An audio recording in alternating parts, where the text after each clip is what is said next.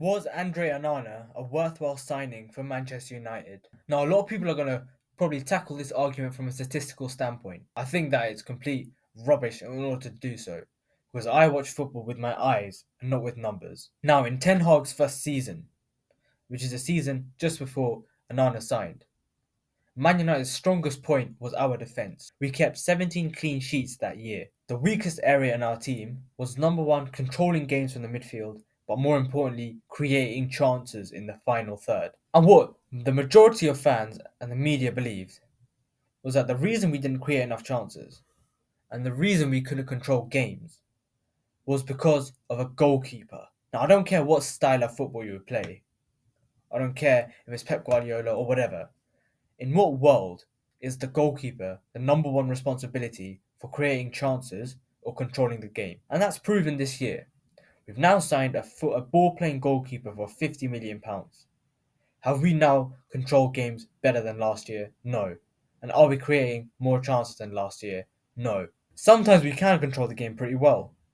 And you have to give that credit to Kobe Mainu, who's come in and not only done the ball playing work that Ericsson has done last season, but has also helped out defensively. But the change in goalkeeper has had little or minimal effect in the way we create chances or dictate the game. And from a basic logical standpoint, that makes sense. The goalkeeper will never be the number one reason as to why a team doesn't create chances. And I don't necessarily blame Ten Hag for replacing the goalkeeper. It was something that was pressured by the majority of fans and pretty much everyone in the media. And I think everyone this year who has a brain can clearly see that that decision was a complete and utter mistake. Now, Onana has been better in recent games, but he is nowhere near the levels that David De Gea was at Man United. People are trying to claim that David De Gea's last season at Man United was shambolic. Watch it back. He made so many important saves for us, consistently. He made a few mistakes, I understand. But Onana made more mistakes in the first half of the season alone than David De Gea did in the last 2-3 years at Man United. Mistakes happen as a goalkeeper, and they will happen especially if you're a Man United goalkeeper, because there are four positions in the world that will give you the most criticism as a footballer. Number one is Man United goalkeeper. The second is Man United captain. The third is Man United striker, and the other one is Ronaldo. If you're one of these four, you're gonna get criticised incredibly. And if you're going to get criticised and scrutinised all the time, you need to be someone who can handle that pressure. And at the time of replacing David De Gea, there was not one goalkeeper in the world who was available that could do that job. The only goalkeepers in the world who could have replaced David De Gea were the likes of Alisson, De Gea, Courtois, Ter Stegen, Neuer, Keylor Navas, and maybe Jan Oblak. None of these goalkeepers would have been available for us. There were a few other names we were linked to in the goalkeeping position other than Onana, such as Diogo Costa and David Raya. With the mistakes that Onana made at the start of the year, there were some fans who said, well, we should have got rid of De Gea, but we maybe should have got Diogo Costa or David Raya. I guarantee you, if we signed Diogo Costa or David Raya, the exact same mistakes that Onana was making at the start of the season, they would have made as well. The reason why Onana made mistakes is not because of technical ability.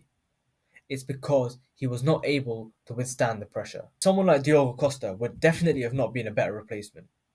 Diogo Costa has made more mistakes last season than pretty much any goalkeeper in the world. He was single-handedly the reason as to why Portugal got kicked out of the World Cup, because he tried to claim a cross that he shouldn't have. People use crosses claimed as a statistic to determine how good a goalkeeper is, and that is complete and utter rubbish. If you're a goalkeeper that doesn't claim a cross at all, there may be a 30% chance that the opposition score a goal. If you're a goalkeeper who comes out and claims a cross and you claim it, there's obviously 0% chance of them scoring, which is good. But if you don't claim that cross, there is a 90% chance of them scoring because you're going to be well off your line. That was clearly evident in that game of Morocco when they kicked out Portugal out of the World Cup. And you've seen Onana this season almost try to claim a couple crosses and fail.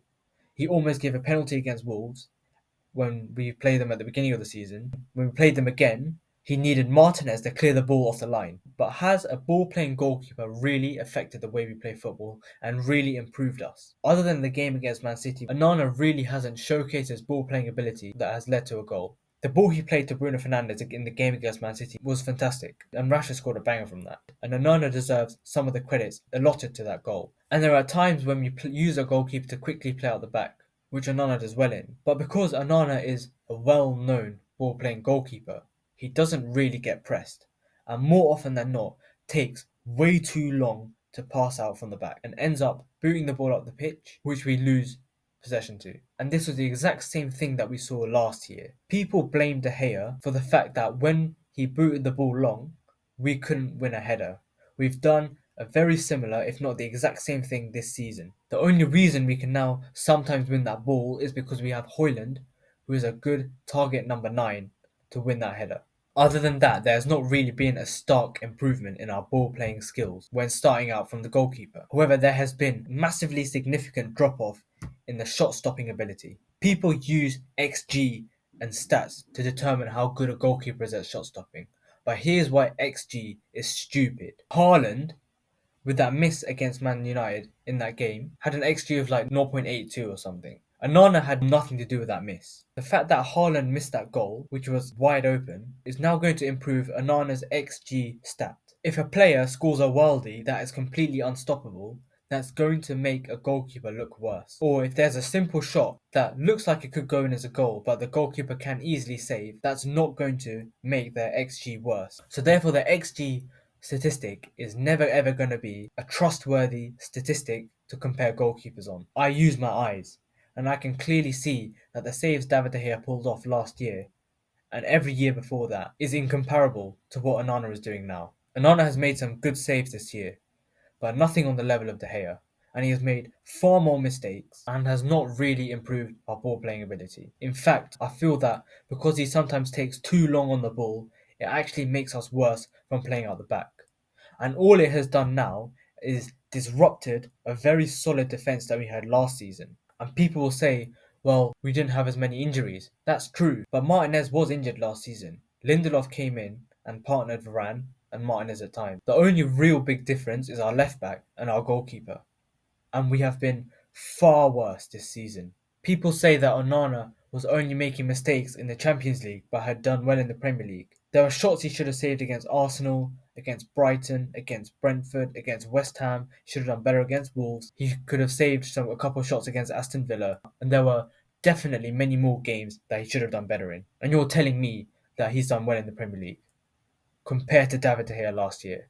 Now, is Ten Hag solely to blame for this? I don't think so, because there was too much pressure from the fan base and the media to replace a goalkeeper. And this is the problem with Man United. Man United is a media-run club, which means that if the media want someone to leave the club or to sign in the club, the chances are Man United are going to sign them or kick them out. And the stupid prejudice against David De Gea has cost us a lot this season. Unless you're a complete and utter idiot, the replacement of David De Gea with Andre Onana has been a total failure, and I blame the stupid fans who wanted De Gea out for it.